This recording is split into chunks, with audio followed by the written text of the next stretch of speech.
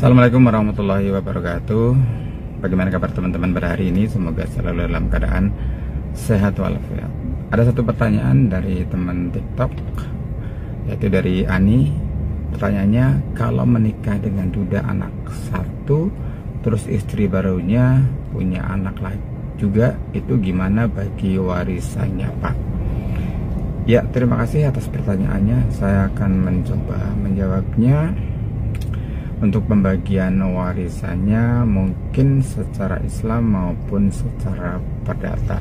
Jadi kalau kita bicara waris berarti sudah ada yang meninggal. Kita mengasumsikan bahwa yang meninggal tadi adalah si suaminya atau si duda tadi yang sudah menikah lagi. Nah, ketika duda meninggal, kita harus kemudian lihat siapa ahli warisnya. Kalau dilihat dari yang sudah saya sampaikan, berarti ahli warisnya ini ada anak dari istri pertama, kemudian ada anak dari istri yang kedua, dan kemudian istri yang kedua. Nah, itu adalah ahli warisnya.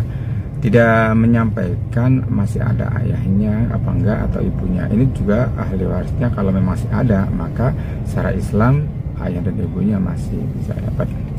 Nah, bagaimana pembagian warisannya? Nah, saya membayangkan ini pertanyaannya adalah ada anak dari istri pertama dan kedua.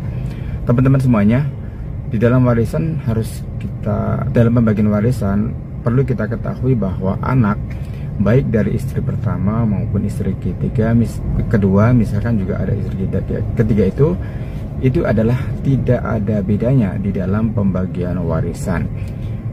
Yang penting itu adalah harta dari ayahnya atau pewaris.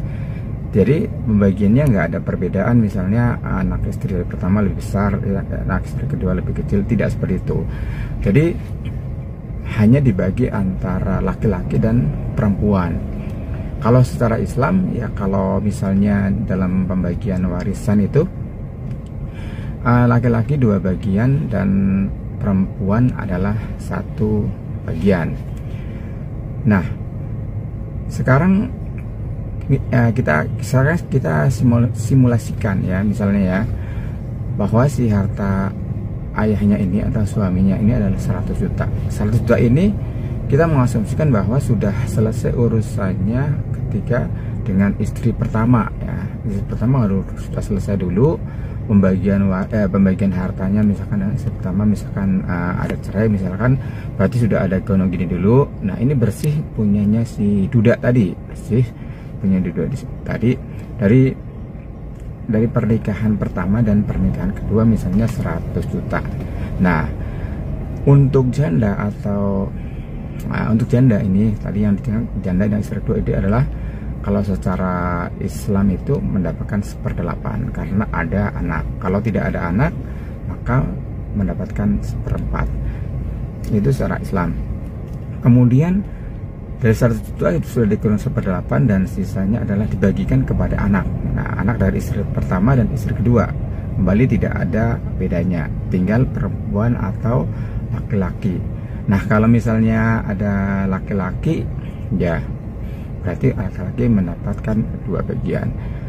Kita asumsikan misalnya ada anak laki-laki 1, perempuan 2. Jadi saya nggak melihat ini dari istri yang mana ya. Intinya dari beberapa istri ada anak laki-laki 1, perempuan 2. Kalau setelah dikurang 1/8 tadi misalnya ya, ini diasumsikan masih ada 80 juta. Nah, 80 juta itu karena tadi ada anak laki-laki dan perempuan, maka dibagi 4. Yang 2 bagian untuk laki-laki, yang 1 bagian untuk perempuan kalau secara Islam. Nah, sekarang kalau dalam perdata itu akan sama rata, hanya di golongan saja mendapat 4 golongan. Golongan 1, golongan 2, golongan 3, golongan 4. Golongan 1 itu ada anak, suami, atau istri. Nah, ini tergantung siapa yang meninggal. Kalau tadi misalkan ayahnya meninggal, berarti tinggal ada anak dan janda atau istri. Itu dibagi hanya pada anak istri dan secara sama rata. Kalau dibagikan secara perdata, karena anak dan istri itu masuk di dalam golongan 1. Sementara golongan 2 ada orang tua, saudara kandung, golongan 3 ada kakek nenek, golongan 4 ada paman bibi. Maka ketika masih ada golongan 1 tadi anak, masih ada istri, maka golongan 2 tidak bisa mendapatkan warisan kalau secara perdata. Tapi kalau secara Islam, orang tua kalau masih ada itu berhak mendapat warisan dari yang anaknya yang meninggal dunia. Kira-kira seperti itu. Jadi intinya itu pembagiannya adalah dari istri pertama dan istri kedua itu tidak ada bedanya, tinggal laki-laki atau perempuan kalau secara waris Islam. Kira-kira seperti itu Mbak Ani, mudah-mudahan dipahami tapi silahkan kalau mau komen, kalau mau masih ada yang ditanyakan gitu. Nah, untuk janda sendiri kalau secara Islam mendapatkan 1/8 dari harta suaminya.